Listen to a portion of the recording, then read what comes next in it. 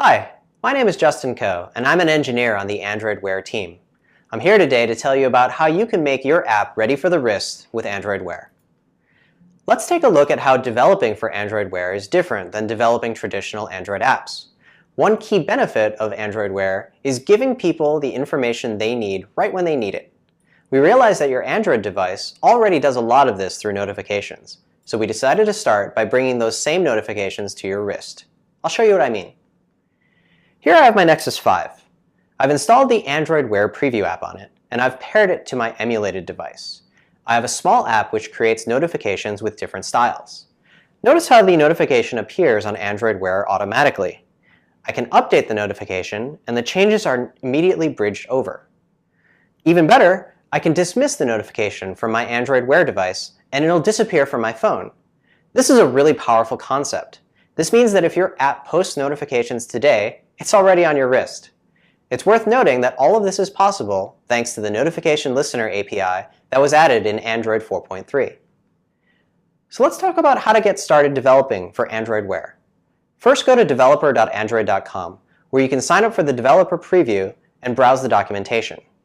You should also download the system image from the SDK Manager to create an Android virtual device with Android Wear. Finally, install the Android Wear Preview app and run it on your Android phone that is connected to your emulator. At this point, you'll have your development environment set up and ready to go. Let's look at some code for an app that invites people to events. It probably looks really familiar, right?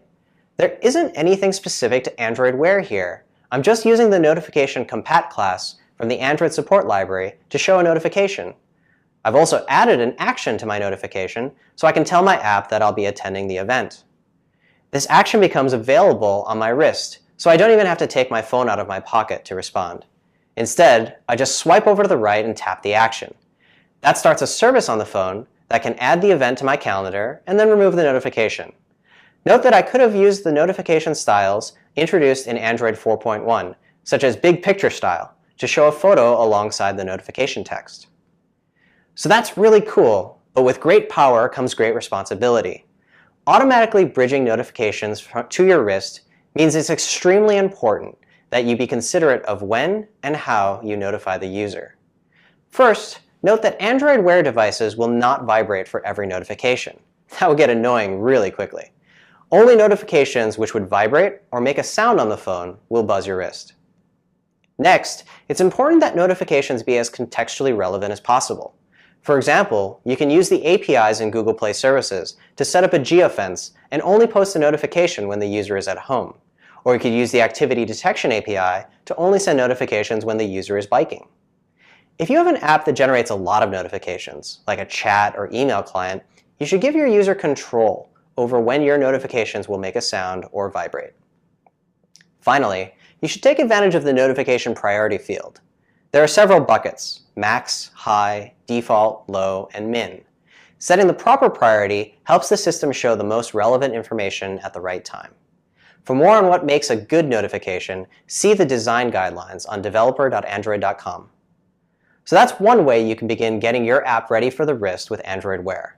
By optimizing your app's notifications, you'll be taking the first step to making your app more wrist-friendly. There are more APIs in the developer preview that will help you customize notifications when they appear on Android Wear devices. So check out the documentation and other DevBytes episodes for more on that.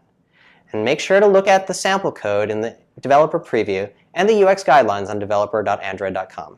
Thanks, and happy coding.